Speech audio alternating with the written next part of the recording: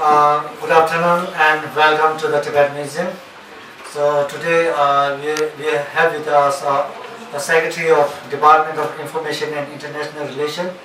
So he's going to speak on the introduction of Central Tibetan Administration. So please welcome Mr. Tashi Phuntsok, our Secretary of the DI.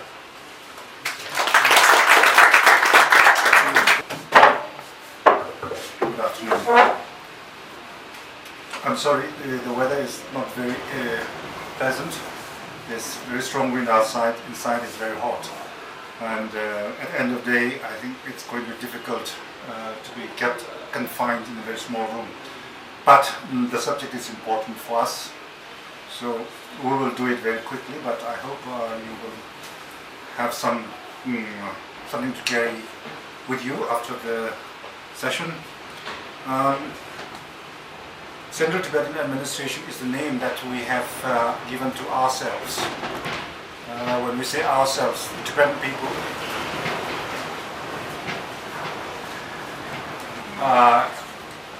outside Tibet, spread over nearly 41 countries, not a very big number, just over 100,000 people. The interesting thing is that this is the organization which is known all over the world to represent the Tibetan people.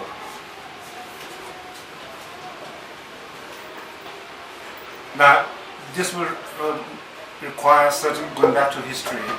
As Tibetan people, until 1949, we had our distinct and very significant history in the annals of the world. But in 1949, when China became a communist country, then it proclaimed that Tibet also was part of China and that every opportunity and every action would be taken to incorporate Tibet into what they called as the motherland. So with Chinese intention declared in October, and in due course with their force and the dedication of the People's Liberation Army, by 1959 Tibet had become part and parcel of China. And in 1951 His Holiness Dalai Lama and the Chinese government agreed and undertook an agreement called 17-point agreement, by which China decided to respect His Holiness's and Tibetan people's spiritual way of life. But by 1959 all clauses of that agreement had been broken, and His Holiness Dalai Lama and Tibetan government, having tried for 9 years to make do with whatever was available within that framework, ultimately gave up. And in 1959 March, His Holiness Dalai Lama had to give up and leave Tibet and come to India. So as soon as His Holiness Dalai Lama arrived at the border of India, the government of India sent a telegraph to him to say that he would be welcome, and his entourage and Tibetans following him would be welcome to be in India. So that is the first step when we formed what is called the Central Tibetan Administration.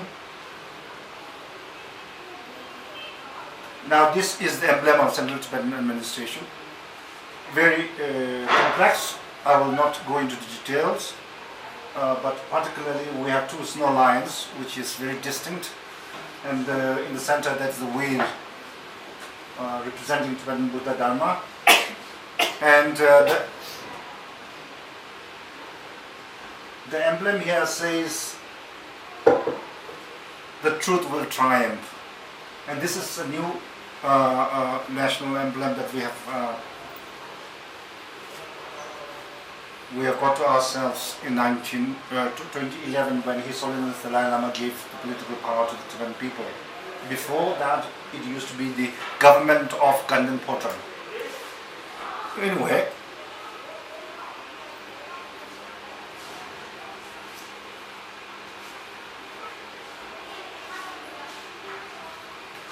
now when His Holiness the Dalai Lama arrived in India, and having met with Indian leaders and having had that great urge to democratize Tibetan community and Tibetan people.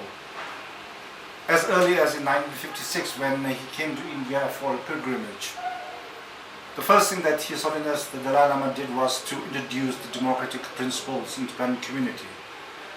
And very interestingly, in the early 60s, he brought out a draft constitution in which he had made a very normal clause as per a democratic society where the leadership would be impeached. But at the time in 1960, that's over 50 years, and when Tibetan community was not so much into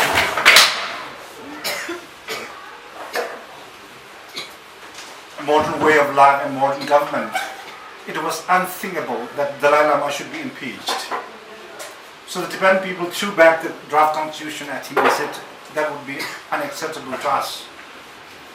That is a benchmark in our attempt to democratize and what we are today in 2016.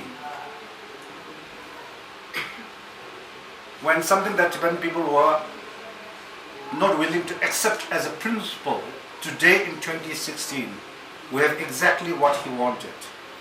Today, His Holiness Dalai Lama has no political role in the Tibetan administration. So that is the resilience, the patience, and the commitment that His Holiness the Dalai Lama had to bring democratic principles in the Tibetan community. So, for people who are in democratic countries, this chart is very clear, very simple, and something that you will see in your own country. To the left, we have three yellowish boxes, which are the three pillars of democracy, as we call.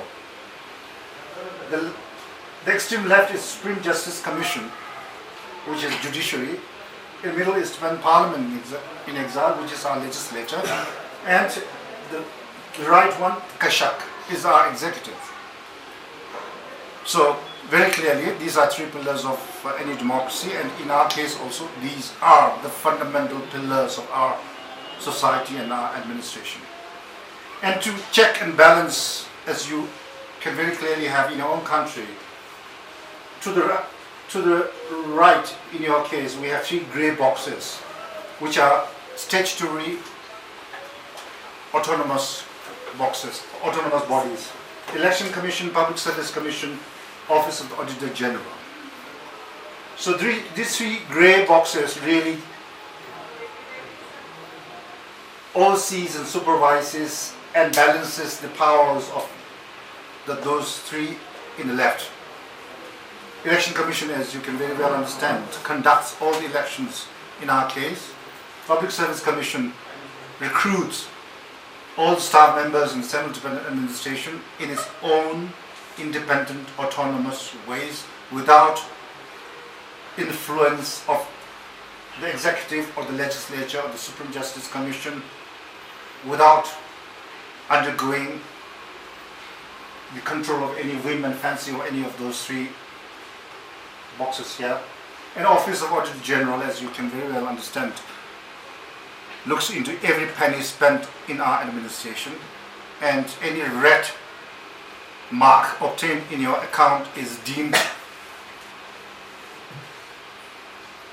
very, very badly. So, to the extent that everyone tries to have all their accounts in shape and in proper order and without any red ink, to say that therefore the administration does not indulge in any wrongdoings. So that is the basic structure of our administration. And the Kashak, under Kashak you will see there are 7 departments which are the main offices which looks after the welfare and interest of the Central Tibetan administration. Department of Religion and Culture to the left, Department of Education, Home, Finance, Security, my own Department of Information and International Relations, and Department of Health. Well, I will not go into detail now, as we have to go into detail later. Here we are. His Holiness trudging over the Himalayas in 1959.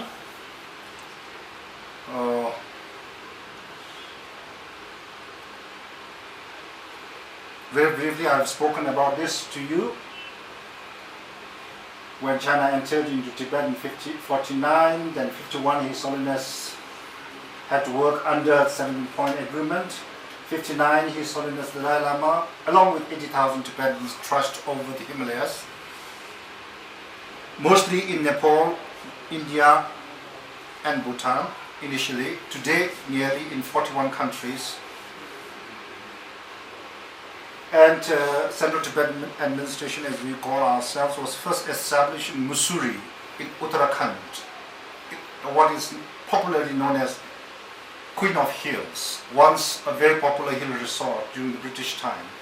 And that was a place where His Holiness the Dalai Lama had first his residence in Happy Valley. If anyone went to Mussoorie or will go to Mussoorie, please go to Happy Valley.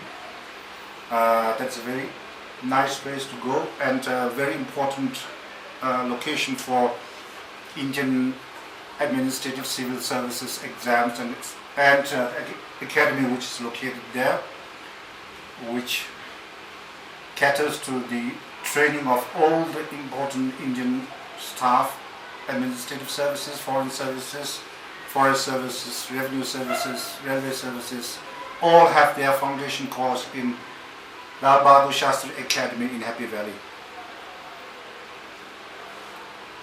Now, as I said, in early 60, His Holiness introduced a draft constitution for future Tibet, in which he, I said, had this very wonderful clause of impeaching himself. But that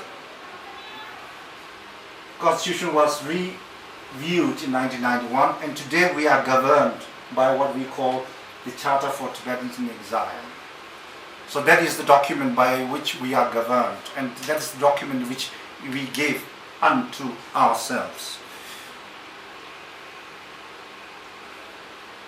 Now, these few lines also explain to you the effort and the idea that His Holiness had, and how he very patiently went through various phases of changing our way of life, and ultimately bring to this 2016 where he has not any political role in our affairs. 49, 59, 60, 91, 2001, 2011, 2016. Timeline, very important. For example, 2001, at that time His Holiness the Dalai Lama said, now I'm over 70 years old, I'm very old, so I may not have much to do with you, so I'm in semi-retirement. So that is the time when he introduced the idea that he would not have any role to play with us. He planted that seed in us. He was instigating us to look after ourselves. By 2011, he said, now it's been already 10 years that I have been semi-retirement. I would not have anything to do with CTA. Therefore, I'm absolutely retired in 2011. So that's when he transferred the political authority to our directly elected Kalim Chiba. One time we called him, now we call Sikyong, the political officer. And the first picture shows walking down the hills of Himalayas, and the second picture shows him giving his political authority to our directly elected political leader, Dr. Lobsang Singhi. This is our parliament, new chamber, or as we may call assembly hall. We have founded our charter on the basis of UN human rights, UN Declaration of Human Rights, where everyone has equal rights, freedom, security, and equality in the eyes of law, everything enshrined in our charter.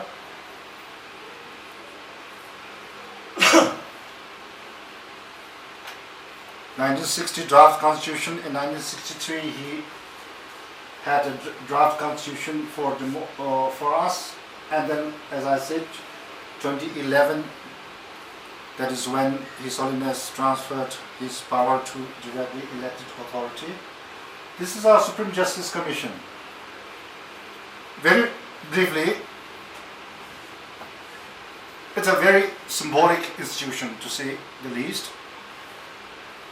This commission adjudicates in areas where we have arbitration and administrative matters.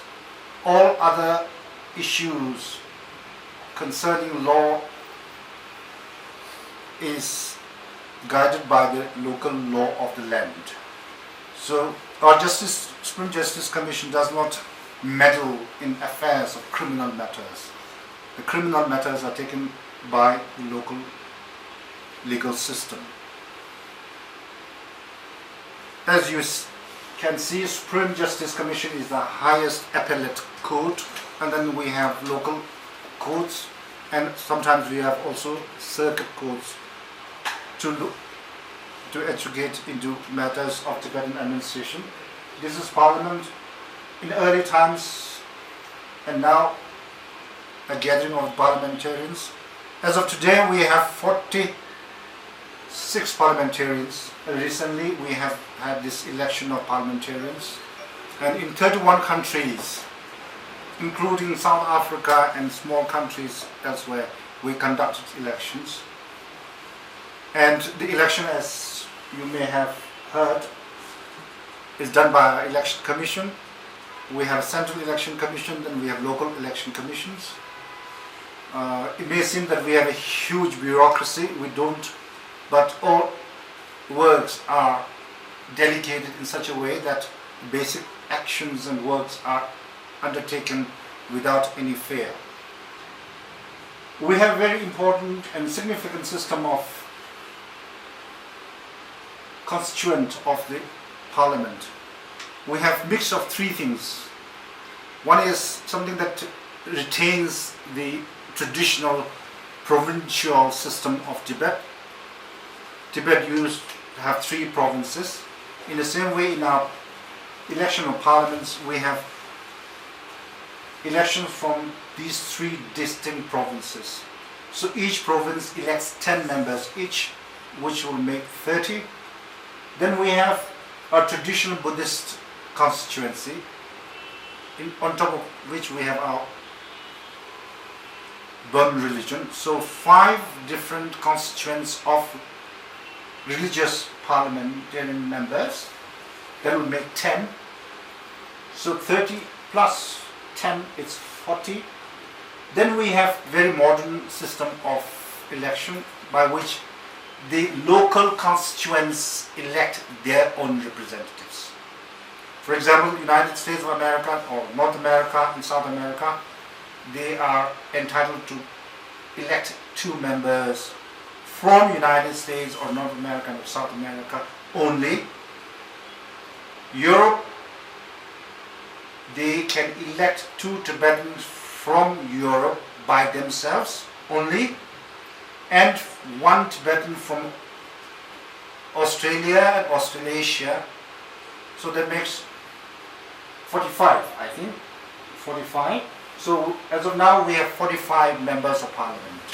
We do not have 2 houses, what we call unicameral, 1 house. So to this house we call Tibetan Parliament in Exile. And all of them meet twice a year. In exceptional case, like not very sort of far, in the beginning of May, June, we will have extraordinary sitting of the parliament because they have been elected recently and they will take their oath of office, and then be for a very brief period, and by which perhaps we will have next executive also. Otherwise, we have 2 sittings of parliament, one in March, that's for budget, we call budget session because the budget of the CTA has to be passed in that sitting, and one in September, in which we have. And now, how many years we have gone into this exercise? We have gone for nearly 56 years into practice of democracy. And in short, what we can say is, in Tibetan community now you talk of election. everybody is very, very adept and very skilled and very knowledgeable. To the extent that this is not only limited to the election of the Prime Minister or parliamentarians, even we have local assemblies. So the election to local assemblies are also conducted. Then we have numerous NGOs which also go through elections. Then we have, for example, cooperative societies whose governing bodies are elected by the people. Then we have other local organizations where election is done. So election is in our blood. So we take pride in our knowledge of democracy, because in the event of any change in our political situation, we would not need UN to come and help us conduct elections. We would not need any NGO to come to us and say, what is ballot box? What is indelible ink? We would not need anybody to come and say, what is democracy? What is this? What is that?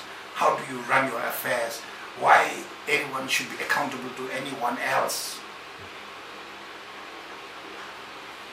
Because now it's in our blood, because we have given unto ourselves this charter, and this charter is our making, and therefore all matters enshrined in this charter has to be protected by ourselves.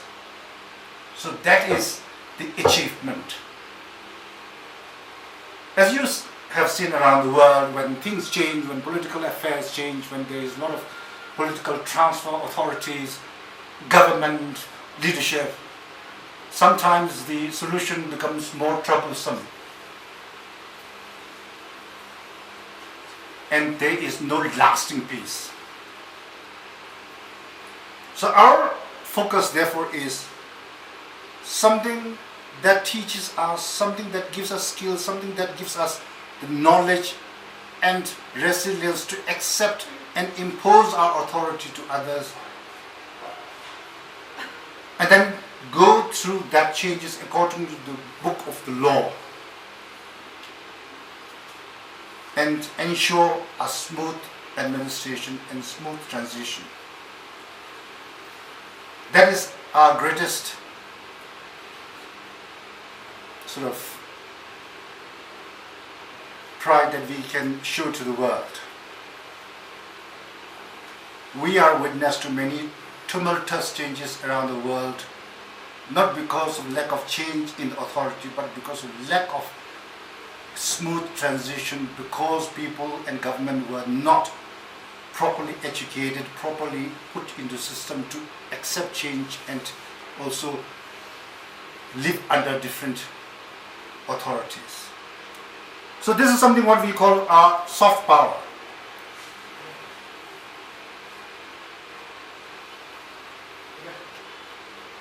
Well, this is our Audit General, because one of the very important criteria of a democratic and accountable and corruption-free and proper spending, proper accounting is a cornerstone of an efficient organization. To the extent of being very bureaucratic and very nitpicking sort of administration, we adhere to very strictly all the auditing systems, and all our offices around the world, including our 13 offices abroad, go under the knife of our auditors. And then not only that, they are accounted and they are called for answers, and if still they are not able to give proper answers, that issue goes into the parliament, and once your name comes in the parliament, you are finished. So you don't want to do that. Therefore, everyone tries to keep their books properly and be in the good books of the law. Well, this is our Department of Religion and Culture, very important part of our administration.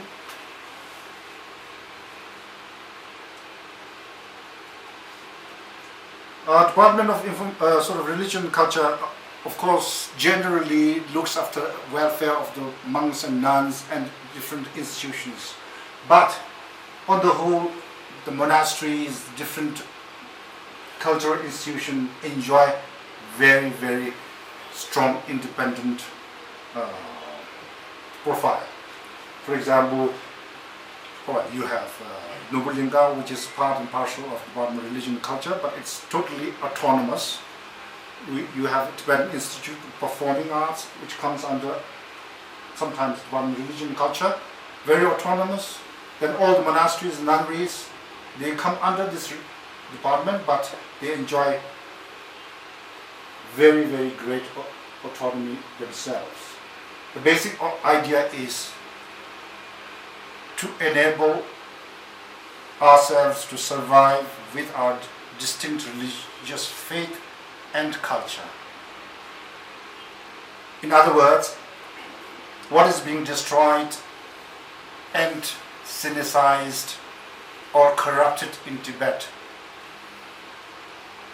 is not done in exile. In event of a change in our political situation, we would have an undiluted Tibetan religious system and Tibetan culture, so that future generation does not learn a corrupted, diluted Buddhist philosophy or adopt a diluted, corrupted Tibetan culture. We say we are here to preserve and promote our distinct religious faith and culture. Well, this is Department of Homes. Now, these two pictures are necessarily not shown to say that we were poor in the beginning and we are good now, but that is the fact.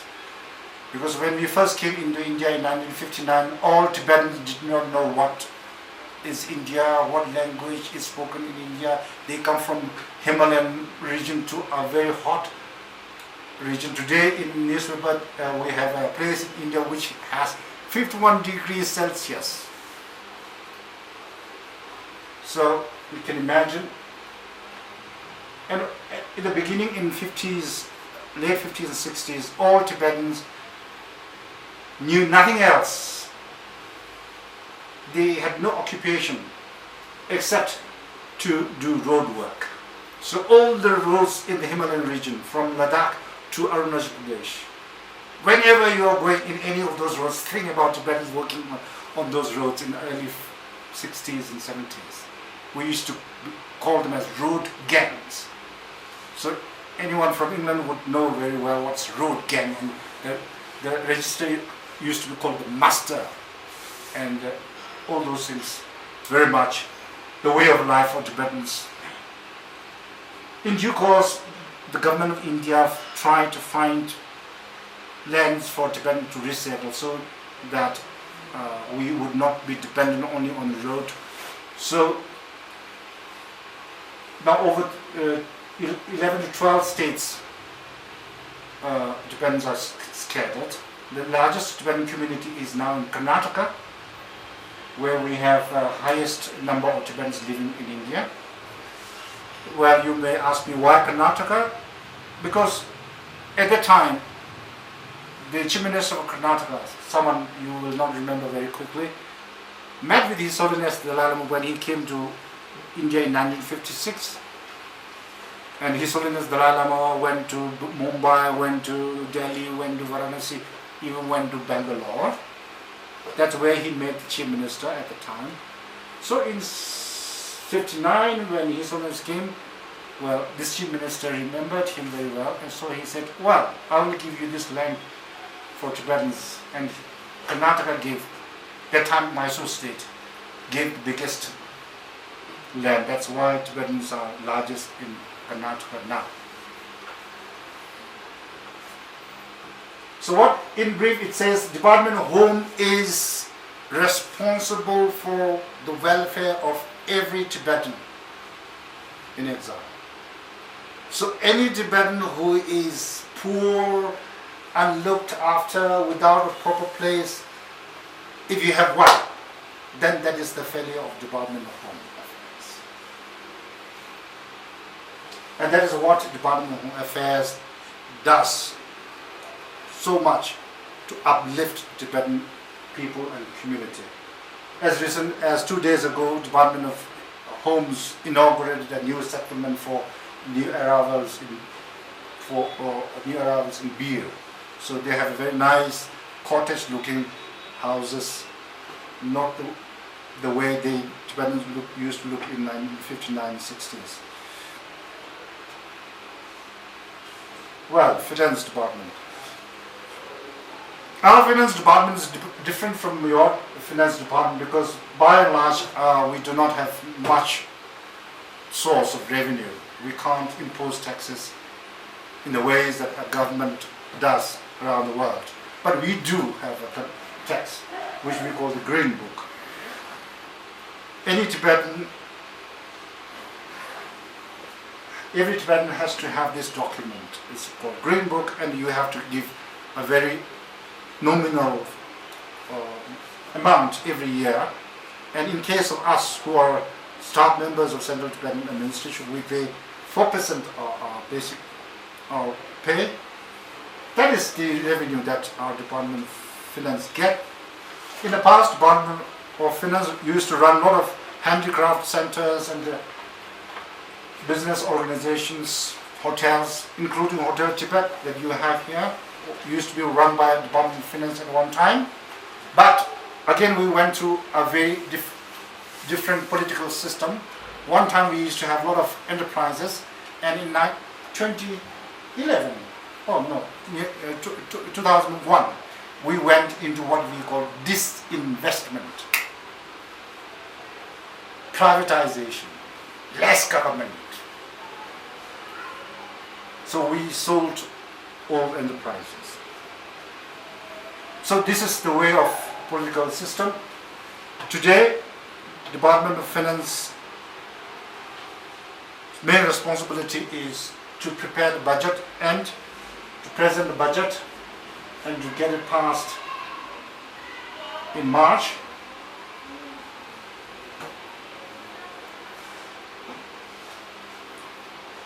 Education. In 1959, the primary commitment of His Holiness the Dalai Lama and Central Tibetan Administration was the education of the children. My generation.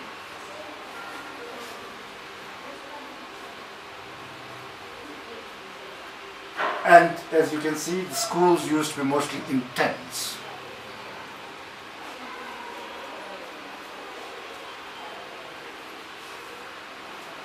What we got in our early times of education is nothing less than what our children get today. We are very proud to say that.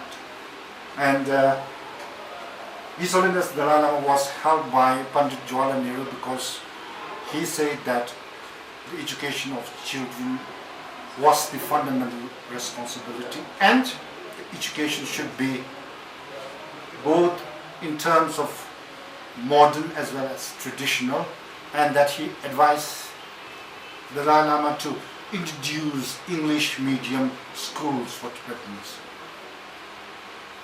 So the government of India at that time founded a society, Tibetan School Society. Now it's called Central Tibetan Schools Administration, which is under Department of Human Resources. In the beginning, all schools were run by Government of India, but today we have schools run by Tibetan Children's Village, as you can see here in Dharamsala, Tibetan Homes Foundation, which is in Missouri, Happy Valley.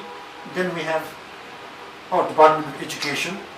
That is very long name, TSSSA, but these are schools run by Department of Education. So these are few organizations which cater to and are responsible for education of children. No Tibetan child should be left without access to free basic education. From Tibetans living in Chamdang nomadic region in Ladakh to Tibetan living in northeast India, Bomdila or Tawang, wherever, all Tibetan children have free access to basic education. Not only that, if you do well, even to the extent of higher education to the level of, well, doctorship, whatever, if you can do, there are avenues for scholarship. Very, very big scholarship. So that is how we look after our education.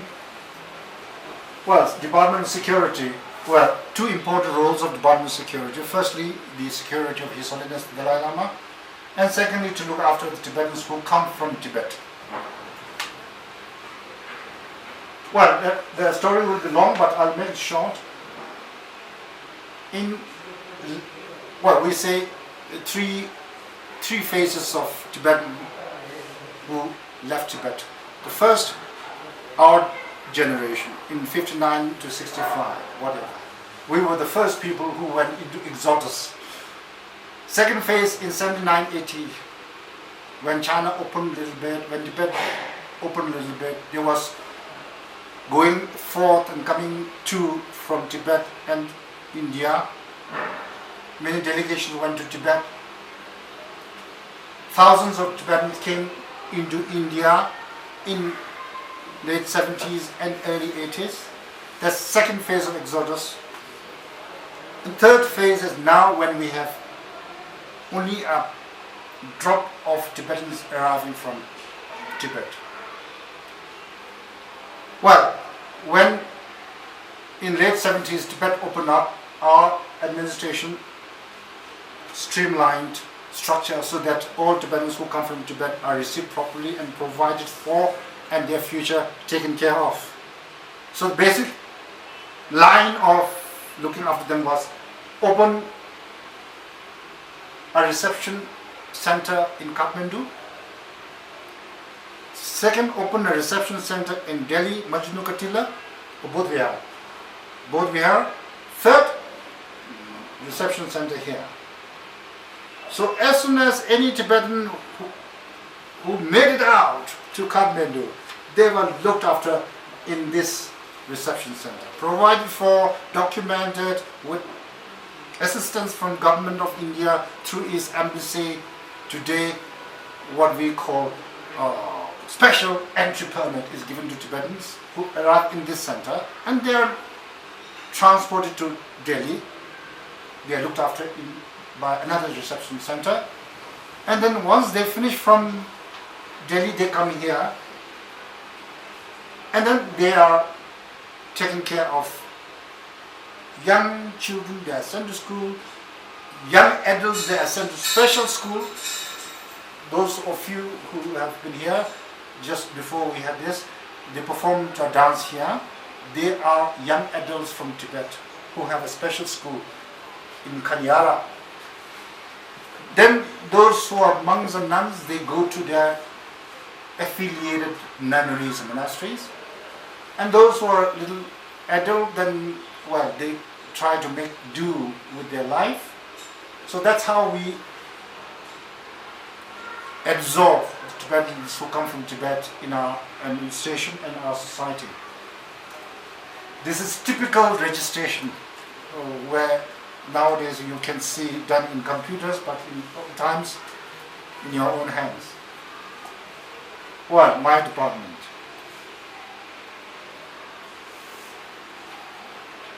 The best building in library, it's our building.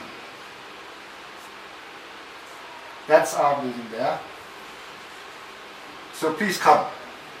But this department is sort of a replicated department of what was once a foreign office in Tibet. Many a times our foreign office used to entertain dignitaries from outside, including British India. But once we came into India, we have different names for our department, sometimes called Information Office, sometimes Publicity Department, sometimes called Department of Information. Now it is both. So if you check on Tibet Online TV, that is our 15 minutes everyday news broadcast from our top floor. And then the second floor, that is the window that you see, that is the main secretariat, where we have our minister's office, myself and my colleagues. We have China desk, then we have a very nice conference hall, which is called Hakwatsring Hall. Hakwatsring was a very popular political prisoner who died. And then in the main secretariat below, then we have Tibet on Tibet.net in Tibetan, Tibet.net in English. We have EU human rights section. We have our account section. Then we have an annex in which we have Tibet Museum, our environment. Then on the bottom basement we have our printing press, Nathang printing press, which is the printing press of the Central Tibetan Administration. Every stationery of Central Tibetan Administration is printed by us. That's to say that we run every facet of life ourselves. We are capable of doing everything ourselves.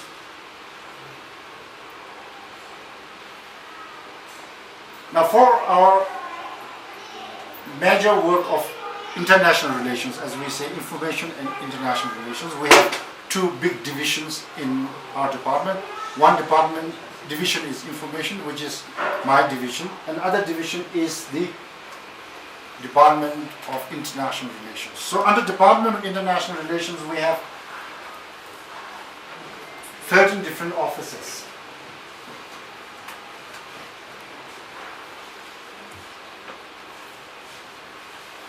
First two offices, like the Bureau of Historical Dalai Lama in Delhi and Tibetan Welfare Office in Kathmandu, as you can see, were opened in early times when we first came into exile, because these were three areas where Tibetans lived. Then these two offices, you can see, was opened because in early 60s, as you will read more, United Nations passed 3 resolutions on Tibet in 59, 61, and 65. That was time when we put our issue in the United Nations so very strongly, to the extent that we opened office there in New York and in Geneva. Now today we have changed that. We have moved our office from New York to Washington. Of course, the liaison office for Latin America, we have upgraded into a proper office of Tibet within Brazil, Sao Paulo. The Geneva office still remains in Geneva. Then these are different offices which have been opened when the world changed after Berlin Wall fell. There was more reception for human rights, freedom, importance of environment. So you can see from office of Tibet in Tokyo, London, Canberra, Brussels, Bureau de Tibet in Paris. Now, in the past, the Bureau de Tibet in Paris used to be the proper office, but because of the EU, anyone from Europe, so Brussels office has taken over the higher profile, and Bureau de Tibet in Paris has become part of Brussels office. Moscow, which has been in existence for so many years, run for 17 years by 3 Tibetans who went to learn Russian under Andropov and those generation. In the time of Gorbachev, Andropov. Our secretary in the Department of Education got his doctorate from Kiev, now very much in use because Ukraine has been under a lot of stress. Then Office of Tibet, Pretoria, you can see the date, 97, that's the time when Nelson Mandela became the president of South Africa, and 97. So these are 13 different offices basically mandated to represent His Holiness the Dalai Lama and Central Tibetan Administration and Tibet in all these countries and in all the countries under their jurisdiction. That is to say that all 194 countries are covered by these 13 offices. For example, the office of Tibet in Pretoria may have to cover nearly 40 some countries in Africa and Middle East. Impossible.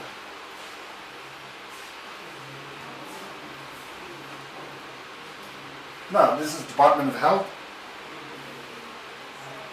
Every Tibetan has to have free, proper access to health, both allopathic and traditional.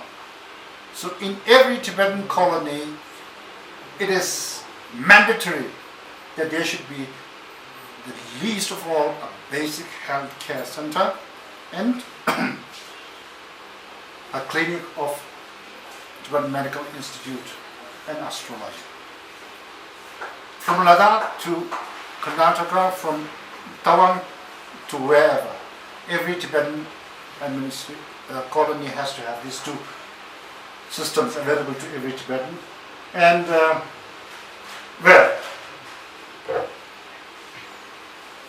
nowadays there is huge effort being undertaken to once again upgrade the different facilities in Department of Health to end. This is a structure, but the structure is here to serve the cause of Tibet. The structure is not here to stay. The structure here is to help preserve, promote, and obtain a solution for Tibet.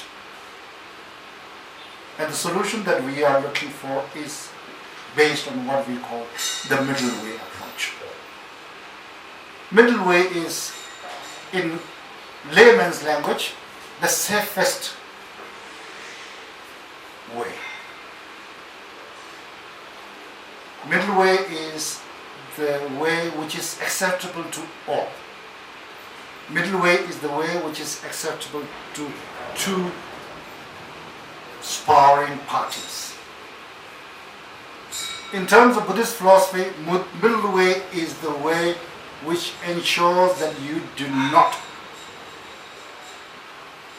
land yourself in extremes. If you land yourself in extremes, what you are called, you are extremist. So in our daily life, do we have fascination for extremists? So if you do not have, the only option is the middle way people. So that's why middle way is our policy. And in general terms around the world today, no solution is found under the threat of war. It's always talk, negotiate, discuss, and find accommodation so that whatever is obtained will last. So our middle way approach is a policy which we think will ensure lasting solution. Thank you.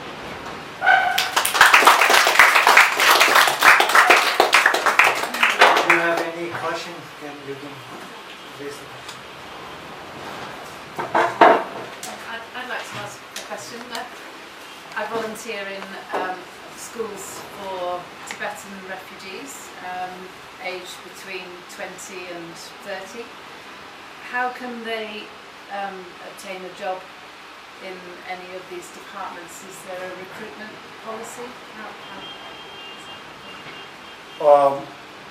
Firstly, I will say that, like elsewhere in the world, employment is a major problem.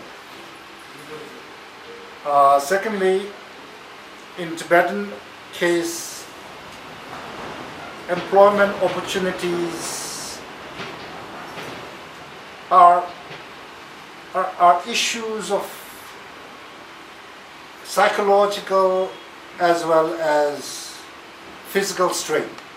Now, psychological I say because for a Tibetan, first of all you have to decide where do you want to work? It does not come naturally, I will work anywhere. The first question comes, do I work outside Tibetan community? That is a big psychological barrier,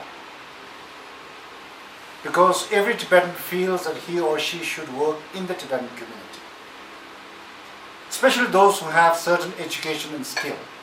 They want to be useful and they want to contribute, as we say, to the community. So the first barrier is, well, I will work outside Tibetan community. If you want to say that, then you have to say it without any qualms and any feeling of regret. That is a very important barrier. Now, if you say, whatever, I want to work in Tibetan community, you land in big problem. Because as it is, we have how many? Very 500 Tibetan staff members, you see. And then the attrition rate. Well, so how many new vacancies come up? Well, I have come to learn that there for opportunities in lower sort of hierarchy, there have been applications from doctorate and MPhil students also. For one post, there are applications from hundreds and 200 students, which is very big in our case. So, what I am saying, therefore, is the complication and problem with our employment is severe in terms of psychology and actual availability of jobs. Now, when the opportunities come, CTA is supposed to be totally transparent, accountable.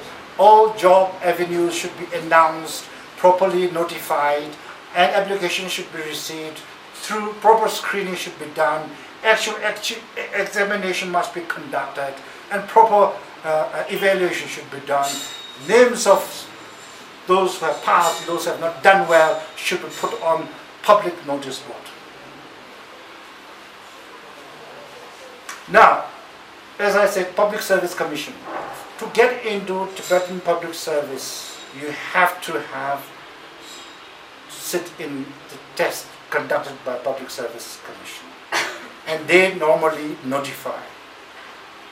Now, as it is normally done in public domain through Tibet.net and other newspapers, generally the notification should be well in advance, but sometimes we also struggle to convince that the notification should be well in advance, because people in far-flung areas need to have proper, adequate time to file their registration.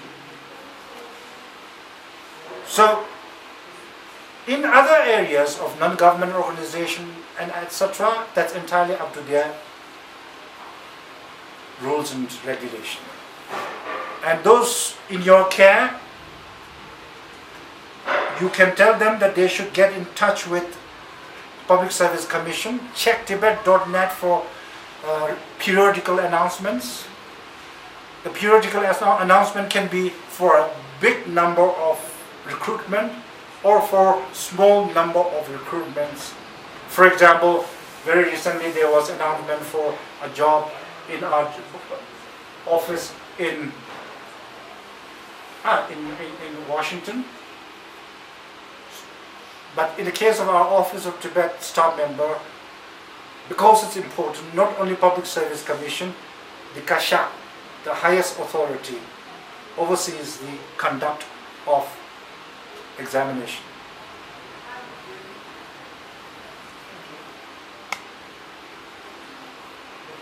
Any more questions?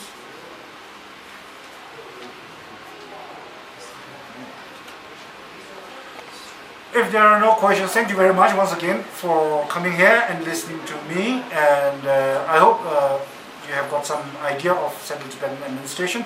If you would like to know more, come to DIR or check in Tibet.net or Tibet Online TV or TibetMuseum.org. Very interesting. Thank you.